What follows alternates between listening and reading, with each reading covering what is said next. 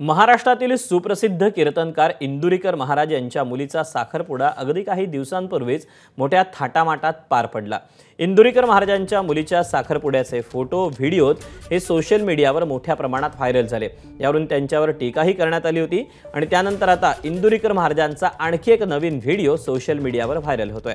या व्हिडिओमध्ये इंदुरीकर महाराजांनी मुलीचं लग्न जोरात करणार काय बोंबलायचं ते बोंबला असं म्हटलंय। एकीकडे 30 मिनिटांच्या सभेसाठी 3 कोटीचा खर्च होतो तेव्हा राजकारण्यांना पैसे कुठून आणले हे विचारून दाखवावं असंही त्यांनी म्हटलंय। 10 नोव्हेंबरला बदगी येथील कीर्तनादरम्यान त्यांनी हे वक्तव्य केलं। मला माहित होतं या औलादी मायामुळे उठणार आहे, त्याला चॅलेंज सांगून दिलं लग्न मी याच्यापेक्षा तो लेजंड करणार, भूक तुला काय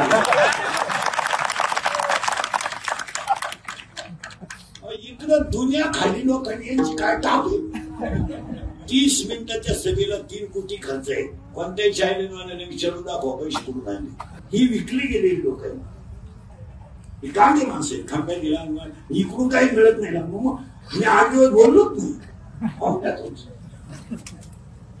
आणि किती दुसऱ्याला त्रास देवा, यालाही मारलेला आहे। किती आता 31 वर्ष त्रासच करायला। एबीपी माझा, उघडा डोळे बघा नीट।